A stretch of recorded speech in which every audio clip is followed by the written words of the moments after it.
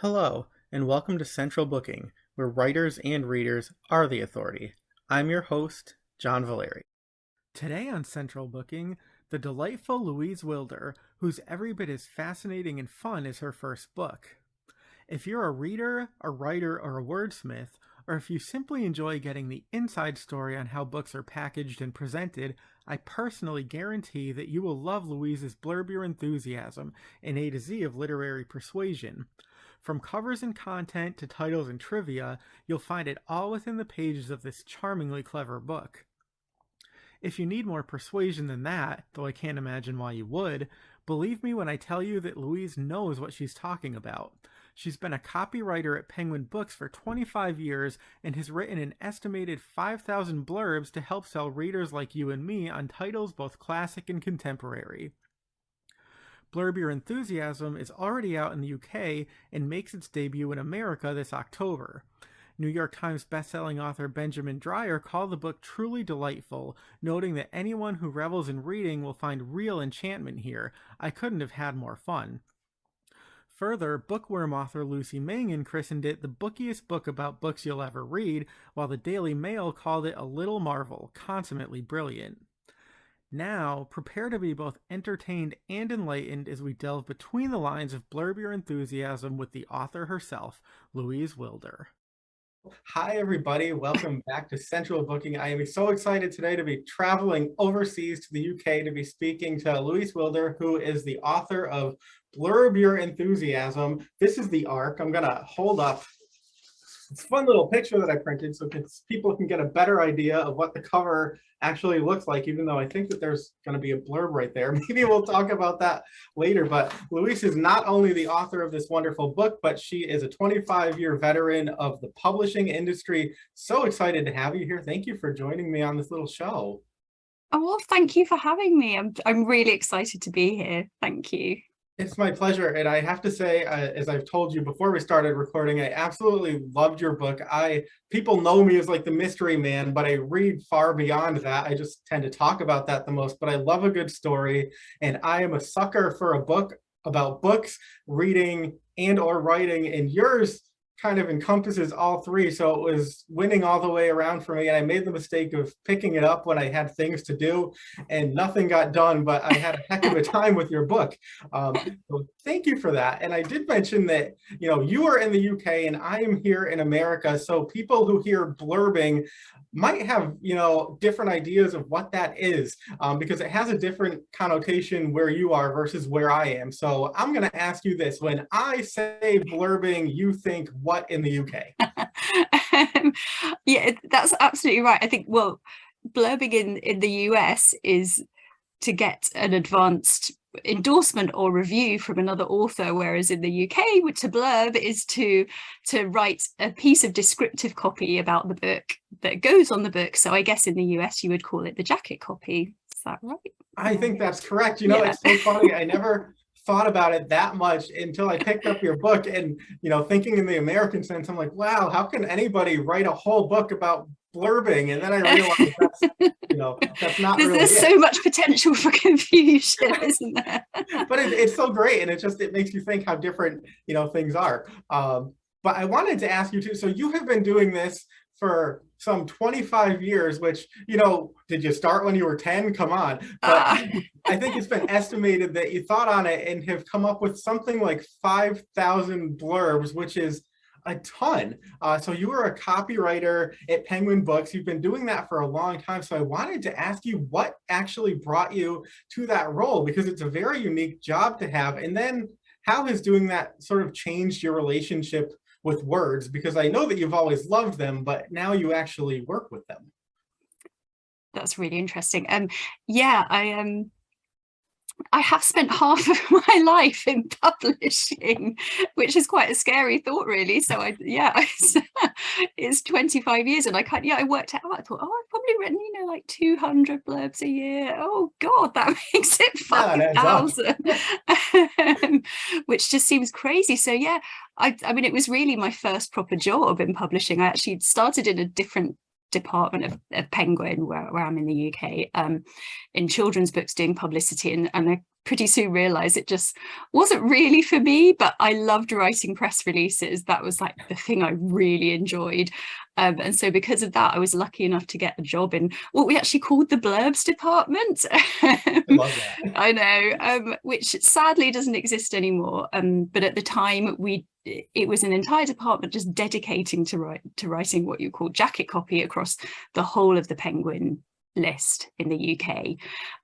Now we've been disbanded, we've been kind of incorporated into marketing departments, you know, inevitably, but the job remains the same. Like, you know, the bread and butter is I do lots of other stuff as well, you know, like thinking about book titles and subtitles and you know, things for online as well, but the bread and butter is still basically writing this jacket copy. And I think it's so interesting to think about how it's changed my relationship with words. And I was thinking about that and how I think going into that kind of job so young, like I was used to writing essays for university for my English degree. And I think a lot of that kind of writing, it's trying to show how clever you are basically, and and be really serious and sort of obfuscate. And whereas the kind of writing I learned doing that changed my relationship to words, because words became fun, I suppose, and something that you could play around with, and a different type of writing. I really like this quote from Stephen King where he talks about how you have to write with the door open.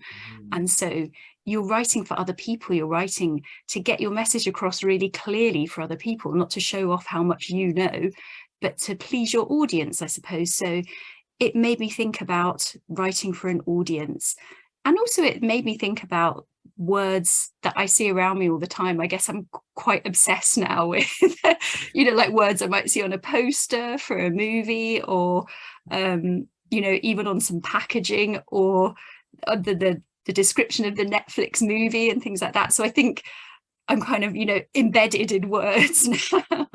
Sure, it's funny because it really does change your relationship with things, and you realize that even, you know, things that are simple, slogans, like so much thought goes into that, and you don't really realize it until you've worked on the other side, and then you sort of have a whole other appreciation and respect and maybe perspective on that. And so I wanted to ask you too, I mean, you obviously have a breadth of experience. You've been doing this for quite some time, but you've now stepped out from, I'll call it the relative anonymity, you know, of your day job, because it's more behind the scenes. But an author, you know, is a role that's a bit more visible. So I'm wondering if you can tell us what inspired you to make the transition to actually writing this book, and then how you found the process of doing that, you know, being an author, to compare to the more behind the scenes role that you're more accustomed to. Yeah, I mean, you're absolutely right. It's really behind the scenes. Like, the words I write appear on loads of books, but obviously my name is never on them. So now I kind of have something with my name on it. And yeah, I think the story of how the book came about is, it was completely out of the blue. We were in lockdown in the UK in 2020, and so I just had a speculative email from an editor I used to work with, like, oh, have you ever thought about writing a book? And I was supposed to be immediately like, no, I can only write things that are 100 words long. I'm incapable of writing anything longer.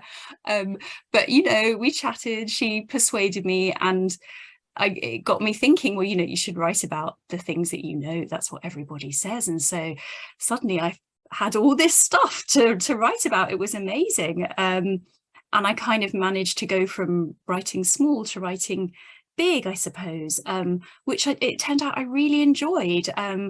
First of all, I loved like my time being my own, I suppose, not being in that office culture. It's so lovely. Like, no meetings, no kind of crazy briefs. Like in the book, I talk about some of the mad briefs we get as copywriters. It's like, well, like, that this book is narrated by a middle-aged man, but don't mention him because it will put the female audience off. So like, just talk about the women in the book. Or it's like, this book has got loads of horse riding in it, but don't mention horses. And it's like, you know, I feel like we're often kind of the receptacle for all kinds of anxieties about a book and how we pitch it. So I was just like, you know, doing what I wanted. It was amazing. And I also found that I think the things I'd learned from writing short were actually really helpful for writing a book. So the idea of kind of trying to start every chapter with a bit of a bang or something that would entertain the reader, you know, like thinking of them, keeping things moving, putting like some nice pop culture examples in that would, you know, just make things entertaining for them, I suppose. Yeah, and now I'm an author, which is also very different from being a writer, it turns out. Like, yeah, you kind of emerge from your little cocoon and talk to people about your book and have your photo taken and things, and it's it's a whole new world, I suppose. To say, isn't that wild? And yeah, this is like a lot more than 100 words, you know. Yeah. But that's a great one. I mean, it shows people that if you write small, you can write long, and you found it liberating, which I think is, you know, awesome, because I think some people struggle with that. And I know that I tend to write a lot of nonfiction, and, you know, it's mostly book reviews and interviews, and so it's a relatively short word length. And so thinking about writing something longer can almost be terrifying, especially if it's fiction and I know that I can make anything up. I'm like almost overwhelmed by the possibilities, which is probably why I don't write much of it. But it's nice to hear that people, you know, find that liberating. And so I'm going to ask you too, now that you have written and revised a book, which is a process in and of itself, and you've also certainly been involved in the marketing and promotion of this book, have you found that it's changed your relationship to copywriting at all, or even how you consider copywriting? Because I feel like sometimes if you're on the opposite end of an experience, it changes that lens through which you do your normal day-to-day. So what's that been like for you? Yeah, I think it definitely has changed it.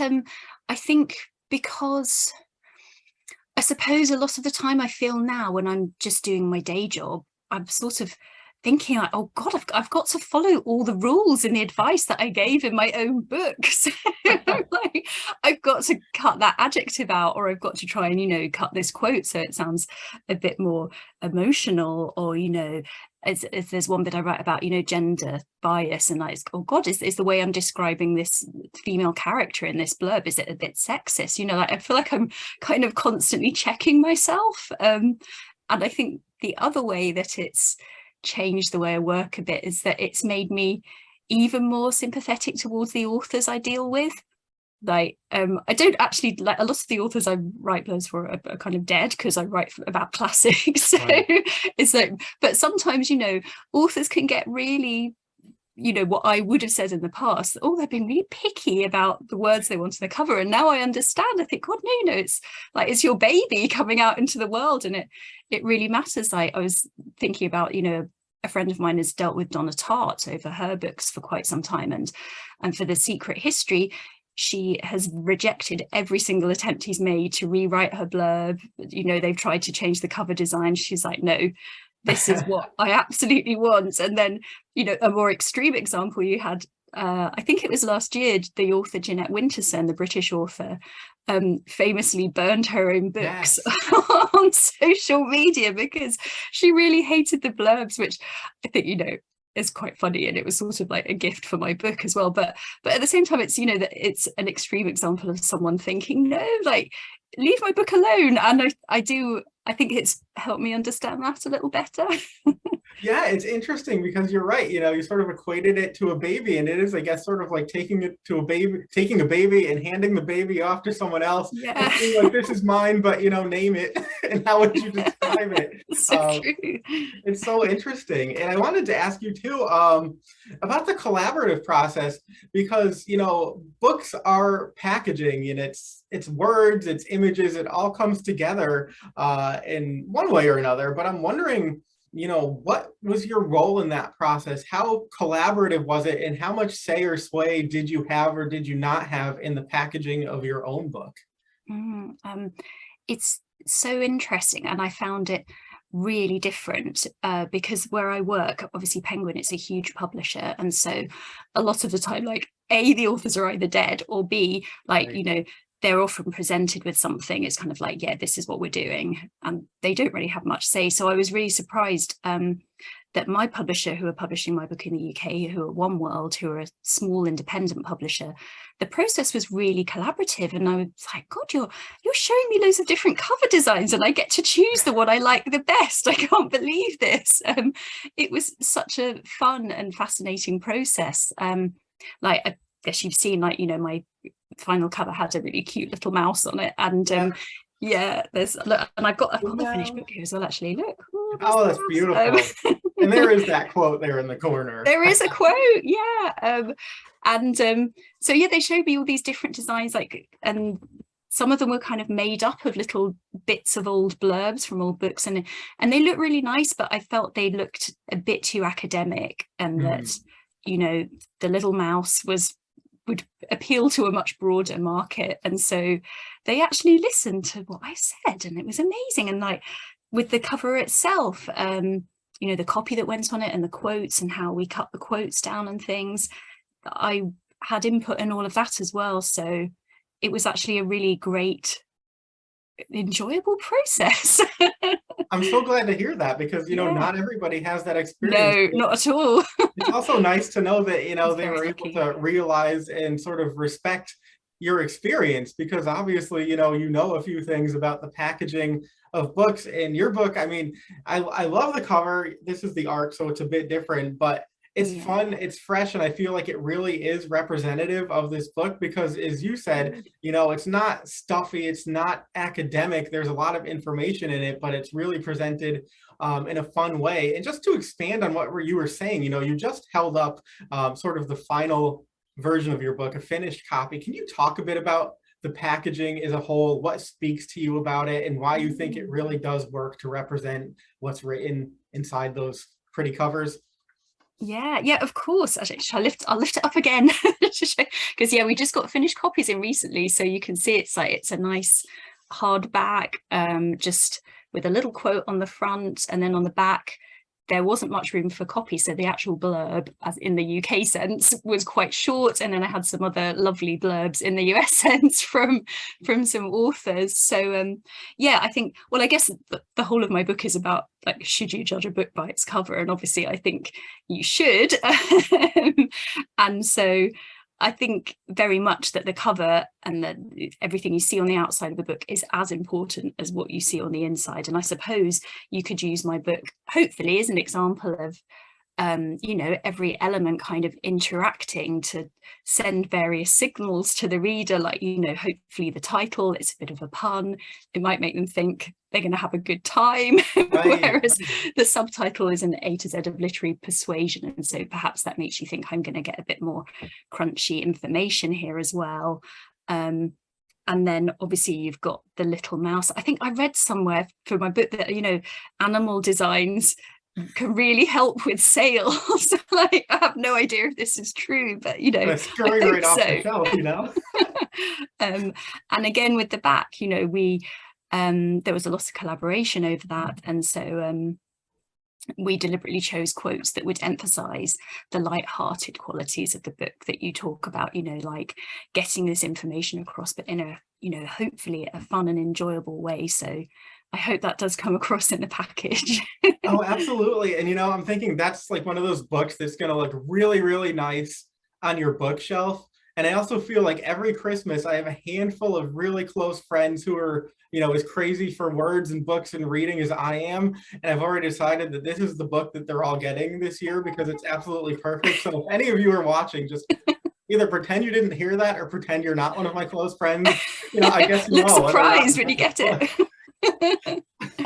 But let me ask you too, I mean, I love the title, you know, Blurb Your Enthusiasm. It's very evocative. And I just wanted to ask you how that came about, because I feel like, you know, there's a fine line between clever and comedic and cutesy, which can be a good thing or a bad thing, depending. And that title really works for this book, but I would assume that a lot went into, you know, what are we actually going to call this that straddles that line without going too far in one direction or another.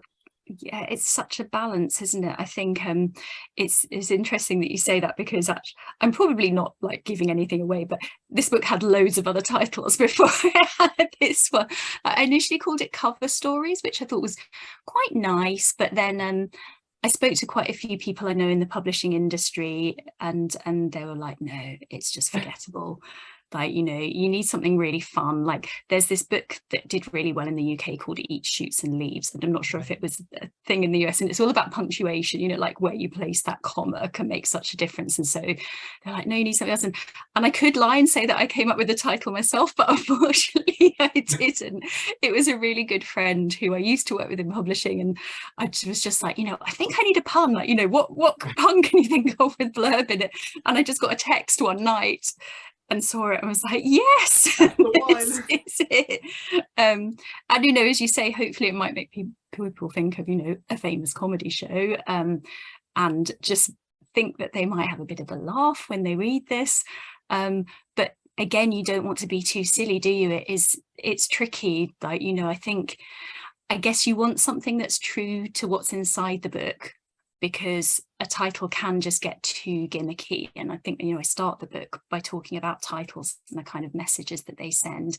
And so you can't have a disconnect between what's in the book and what's outside it. But, you know, I felt like as I had a whole chapter on puns, I feel like it's okay to have a pun as my book title. Oh, absolutely. I love puns. I'm like good pun, bad pun, mediocre pun.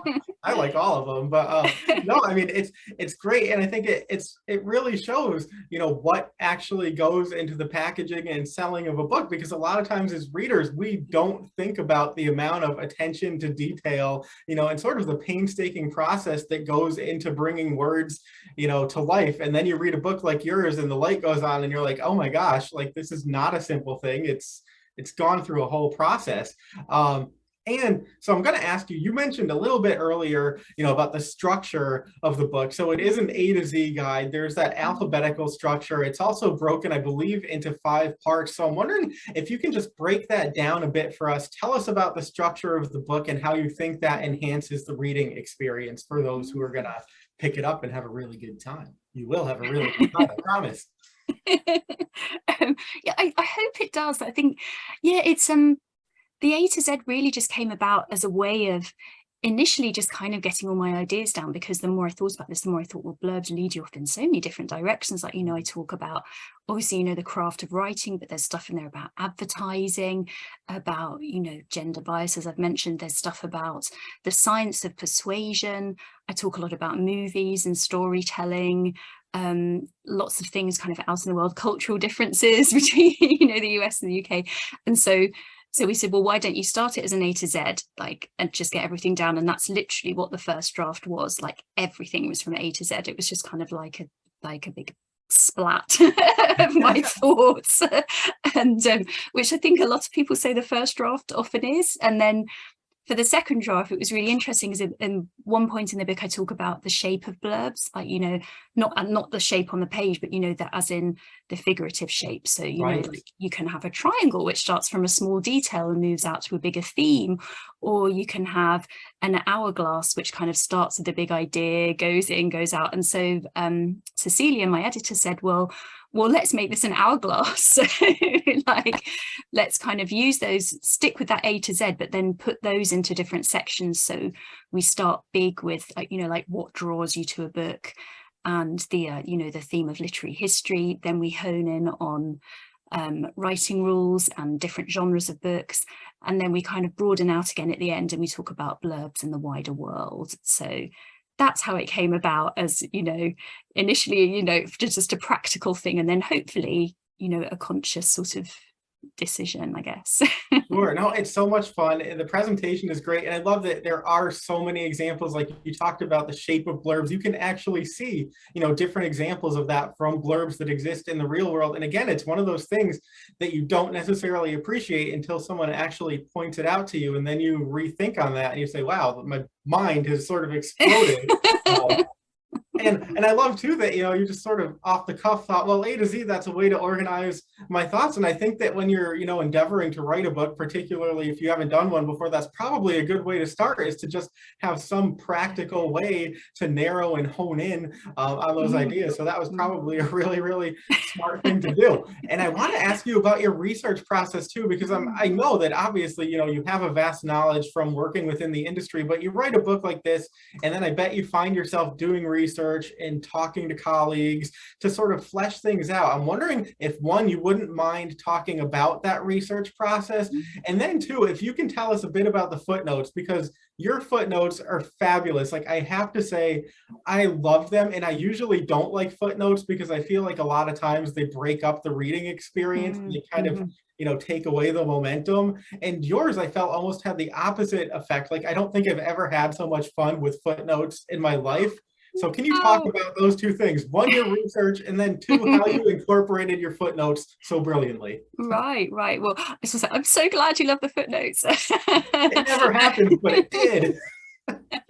In terms of research, yeah, it was interesting because obviously I wrote this in lockdown, like so many other people wrote their books, and so I had all these lovely visions of me going to the British Library, leafing through old tomes and poking around in secondhand bookshops to find crazy old blurbs, and none of that could happen, which was such a shame.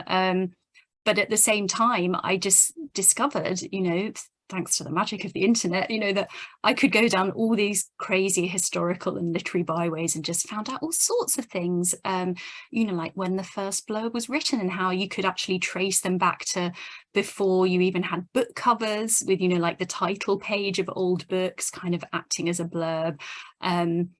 And things like that. And then I also spoke to a lot of publishing colleagues. I managed to get in touch with a few authors as well, which was brilliant. And so I felt like I was really mining everyone I knew and dipping into their minds to get what I needed, which was so helpful.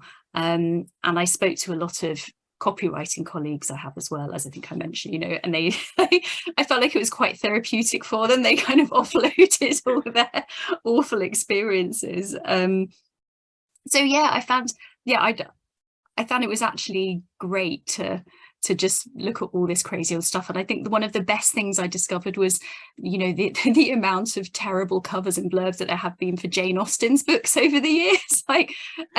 And that there's actually an entire book dedicated to them, which is just brilliant. So that was great. And then in terms of the footnotes, it's really that, like, my first adventure with footnotes, they're not something I've really used that much. And at the first I was very tentative about doing it. And then I think in the first draft there weren't that many, and said to my editor, is this okay? Because of what you said, like, will it break things up for people? Will they find them annoying? Because I'm very conscious that I want to keep the reading experience really enjoyable and not kind of annoy them by making their eyes go all over the place. And she said, no, I think you can make them work for you and just limit yourself and use them carefully. And I think the way I saw them, and I don't know if this is how other people see them when they write books, but I saw them as just like an extra little gift to the reader. So it's like, in a movie you have a hidden Easter egg, like it's like a little treat. And so I thought, well, they don't have to read them, but if they do, they're pretty much guaranteed to find something that will make them smile, rather than just kind of dump some information on them. So that's how I saw them, I think. And I hope that it works. What a great comparison, an extra little gift for the reader. I love that. And they're fun, they're fascinating, they're short, they don't tend to go on, sometimes you'll read a book and a footnote will go on for pages. And if you have to flip ahead to finish a footnote before you get to the next page of the actual text, then I'm just lost. But no, these are fun. So let me ask you too, you do all this great research and you speak to people. I'm wondering, is there any one thing that you can recall that you found either particularly entertaining or enlightening that stuck with you and that you didn't necessarily expect that you would come across in that process? Yeah, it's interesting. I think I really enjoyed the historical aspect of it, and I enjoyed finding out about how some authors I admired, like T.S. Eliot used to write hundreds and probably thousands of blurbs for Faber and Faber, and I had no idea. And you can read all his notes, like, that he made in meetings to influence these blurbs, where he's talking about Yeats and going like, Uncle William is as loony as ever. This is great. And then George Orwell really worried over his blurbs as well. And there's a lot of correspondence with his editor, like, how should he describe 1984? He said, at the moment, you've just made it sound like a love story.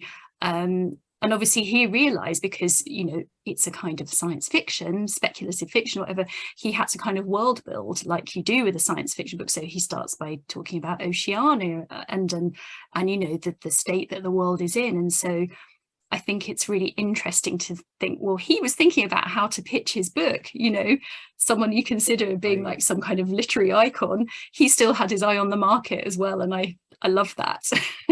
Yeah, no, it's great. I mean, I love the history that you get, because I don't think that a lot of us realize how far back some of these ideas go. And then you read this book and you're like, wow, authors, you know, hundreds of years ago had the same concerns and considerations that we do today.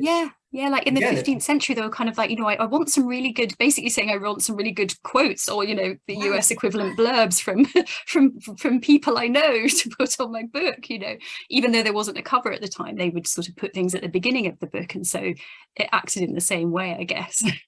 Yeah, who knew? It's funny. The more I read, the more I realize I don't know, you know, much of anything. Oh, no. But anyway, let's return to that concept of blurbing for a minute, if you don't mind, because, you know, you have been doing this for a while, and, you know, you said you estimated at this point probably something like, you know, 5,000 blurbs if you do 200 a year, or something like that. But I'm sure, again, it's one of those things, like with writing a book itself. In some ways, it probably gets easier over time, and then in some ways, it probably gets more challenging, because you have to find sort of new ways to say similar things. I know in my writing life, I do a lot of book reviews, and I feel like my life is a cycle of, you know, read, review, repeat. And even I will be writing something and then be like, I'm pretty sure I've written this about something else before, and probably in exactly the same way.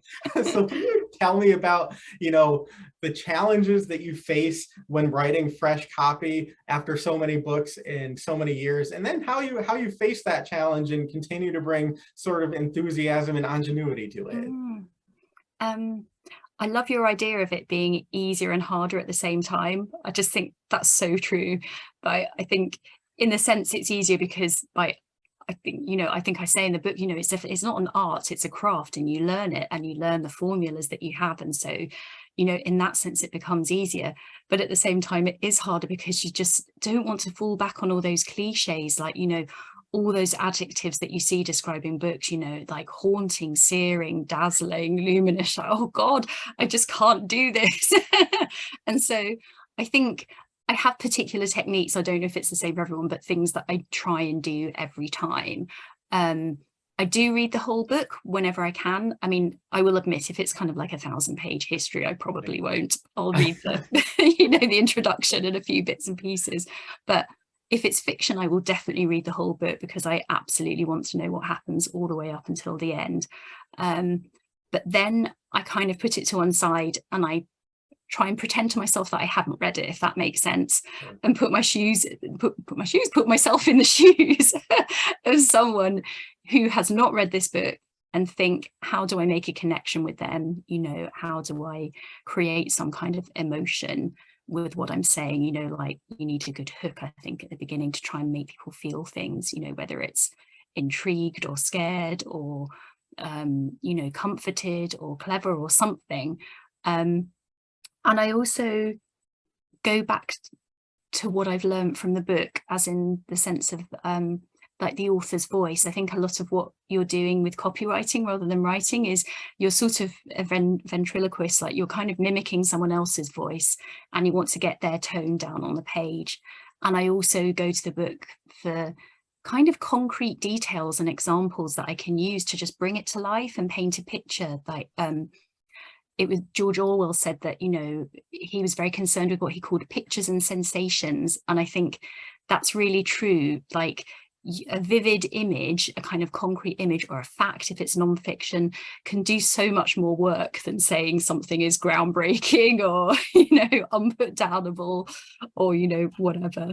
But I also think as well, perhaps sometimes you don't need to overthink, and sometimes doing something similar can be fine. I think, like with genre fiction especially, you know, like the historical thriller that starts kind of, you know, Berlin 1944, I think that's fine in a way, because I think for certain types of books, readers want a reassuring signal. They want to know that they're going to get something like the thing they've enjoyed before, but a little bit different every time. So I think there are some cases where you don't have to break the mold Yeah, I every mean, if it time, I works, why guess. reinvent the wheel? It's funny Yeah, that you had mentioned the historical thriller, because I know from reading this book that your husband likes those when he goes on vacation. And so you know firsthand that that works. Like, that's what yeah. he's looking for, you Yeah, know? he does. And it's like, also certain authors who have blurbed, have provided these quotes for a book who are like, oh, well, he likes it. Well, that's fine. Yeah, if he likes that, then then So I'll like this. And I think it does work. I think, that we're all quite clever as readers, aren't we? Like, we know that there's a certain thing we want and that we respond to the signal, and that's fine. I think we want to be persuaded in a way sometimes. no, it's true. I'll never forget when I first sort of started reading, adult fiction, and I was always drawn to mystery and suspense. I discovered one of my favorite authors through that type of blurb, as we would say in America. Right. It's Wendy Corsi Staub, who's written a ton of books over here, but she had a cover blurb, and it was, if you like Mary Higgins Clark, you'll love Wendy Corsi Staub. And of course, I grew up on Mary Higgins Clark, so I'm like, why wouldn't I read this book? But just a Brilliant. simple line like that, and it's funny because now I've seen, a lot of people ask Wendy for, blurbs or testimonials or endorsements. And sometimes she'll sort of use that same formula, if you like this person, you'll love that person. And it's simple, it's straightforward, but it works because you have such an affinity for that person. And so why wouldn't you like, Yeah, the next best it thing? really works. I think there's a brilliant quote from Stephen King on the front of a thriller I read recently, which just says, if you like my stuff, you'll like this. It's like, Right, enough well said. done, Stephen. And it's so true. I mean, who's not going to read a book endorsed by Stephen King? It's terrific. So, a few more questions for you, and then I will let you get back to the rigors of Sure, life. it's great, don't we? Oh, thank you. But I did want to ask too, being an insider, you have all of this knowledge that, common people may not have. And I think that sometimes that can change our relationship, with words and with books. And I wanted to ask you, about that. Have you been disillusioned at all or disenchanted? I sort of equate it to, you watch a magic show and then you realize how somebody's doing their tricks and you never see it quite the same way again. Do you ever find, that you have a similar response to looking at books, picking up books, encountering books, because how much of the magic, that goes into them? I mean, when you work on the other side of it, it may not be the magic that a common reader off the street will find. So how does that influence, your relationship to books now, if it actually does? Yeah.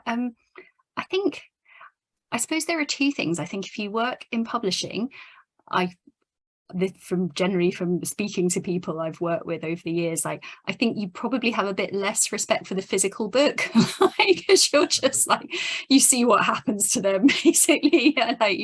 You break spines and fold over pages and which is terrible really, isn't it? But I think that's something that seems to be the way. But I think weirdly, working with words, it gives me even more respect for the words inside the book. And it makes me feel, I'm probably the opposite of disillusioned. I actually feel very positive about most of the books I approach, because firstly, I know the thought that's gone into trying to package this book, but also because I think with the way I work, I guess I'm used to trying to pull out the good bits in a book and always find something to love in any book. I feel like there is always something.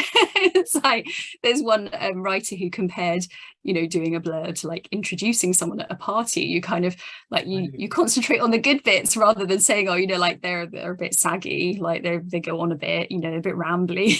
Like you'd kind of like think of the good things you can pull out. So I think actually maybe it's made me feel quite fond, of the world of books. And I hope that comes across. I think, I wanted this to be a really joyful celebration of books and literature. And so, luckily I'm not disillusioned. No, that's so wonderful to hear. I'm so happy to hear that. That's a very positive perspective. And yeah, I mean, I guess it goes along with the tone of the books, because sometimes you meet people and they've become very jaded, and then it's like, oh, sometimes the more you know, I think the less you want to know. But that's absolutely terrific to hear. So I'm very glad for you that that's your experience, and I think It better might not be the reading same for experience. everyone. No, right? That's a whole other book. Maybe that's the next book. So winding down, I do ask everybody, who comes on the show, people are always looking for words of encouragement or guidance. So now that you have this enormous experience as a copywriter, but also you have this first book behind you. In terms of, a creative or writing life, what do you think is the best advice that you were ever given? And then, of course, my little twist, the best advice that you were never given and had to learn for yourself throughout the process of actually doing the work of writing? This is such a lovely question. I love this question, by the way. It's great. Can I have 3 things for my good advice that I had? Please. Great. Okay, so kind of going chronologically backwards, if that makes sense. I think like the most recent bit of good advice I had was actually from my editor when I was starting to write my book proposal. So this was even before I'd started on the book. It was really simple. She was just like, just make your point and move on. Like, which was just so helpful because I found I was kind of laboring over every sentence, in the way that I'm used to doing. Right. And she was like, just keep going. And it helped keep my paragraphs nice and short. And I was like, yeah, I'm just going to make my point and move on. It's brilliant. Very simple but effective. And then another piece of advice I had probably about 10 years ago was from a fellow copywriter. And he just said, you always have to ask yourself, like, why should anyone care about this? Which is, it kind of really like forces you to think, like, if you're trying to pitch a book or describe it or any, just think like, like, why should anyone care? Why should this person standing up in a bookshop who might be a bit tired, looking through those other things, like, why on earth should they care? And I suppose, how do I make them care? And then the oldest piece of, I guess it's advice, it's just something that made me think about words more, was when I was at school, and it was my English teacher who was called Miss Walker, and she was brilliant. She just introduced us to a whole world of amazing literature, and she also made me think about the way we use words. And I remember her saying to us once in class, like, think of the word boat, for example, that today, if you say boat to somebody, they would think, oh, a holiday, a trip, travel, whatever. And she said, 1,000 years ago in this country, boat would mean probably your certain death from Vikings. It's like, it would have a completely different meaning. It would make you scared. And so it made me think about the effect that words have on us, and how, in a sense, we try and control them, but they work on so many levels, and sometimes you just can't control that meaning, and the meanings change over time. And I just found that a really interesting thought that I guess has stayed with me. And then in terms of advice that I didn't have, I guess, and that I had to learn, is, I think, that this idea that there's no such thing as perfect, I suppose, which I probably didn't realize when I started out, and would worry so much about every single word.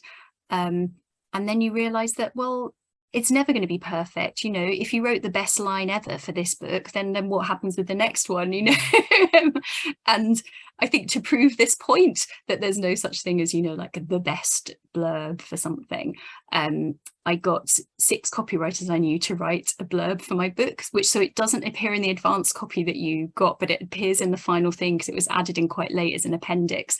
So there are 6 different blurbs by 6 different copywriters who all get their names on them, which I'm really pleased about. And then we got one done by a computer, like a kind of blurb generator, which is just insane. And then just put them all together, I think, just for fun, really, but also to show that,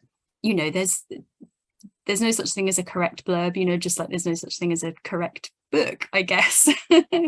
It's all subjective. Right. Wow. What a great way to illustrate that point. All right. I'm even more excited for the final version now to see that. That's terrific. And I think that's a really good point too. And I think I finally come to the realization in life that, like, sometimes good enough really is good enough. It's good enough, and you let it go and you move on to the next thing. And so, speaking of next things, I have to ask you, do you have the writing bug now? Like, is there maybe another book percolating? And if so, is there anything that you can tell us about that? And if not, we'll forgive you. um, well, yeah, I think percolating is the right word. It's very much at that stage, as in my head, but not anywhere else. Like, I do have an idea, and I've talked to my editor, and it's something I'm going to think about, but it's very early stages. And I think, hopefully that happens. It will be something that involves books again, and some kind of pop culture element. So I won't say anything else in case it doesn't happen. I hope it will. Yeah, I really hope so. And and if it does, then I'd love to come and talk to you about it again. Please do. That's fantastic. You were giving us things to look forward to. And the nice thing is, in the meantime, everybody out there can check out BLURB Your Enthusiasm, which is out in September in the UK and I believe early October in America. So lots to look forward to. And I will just say, if you had a good time with this conversation, you will have a good time with the book. Louise Willder, thank you so much for being here. You were a delight. Thank you for having me. Thank you so much. I've really, really enjoyed this. It's just been a delight. That's it for this episode of Central Booking. Thanks for watching, and be sure to subscribe to our channel so you don't miss a thing.